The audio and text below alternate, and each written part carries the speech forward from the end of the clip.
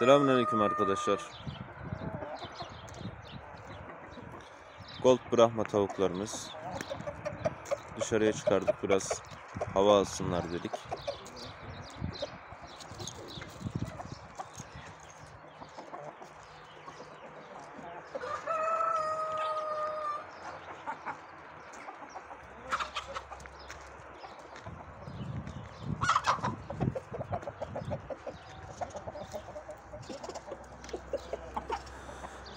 Gold Brahma, Gold Blue Brahmalarımız var.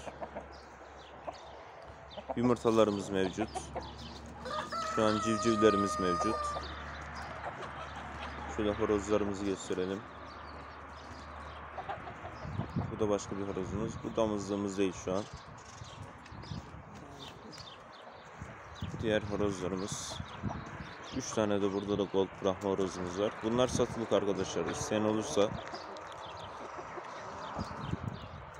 Gold horoz, Gold tavuk verebilirim.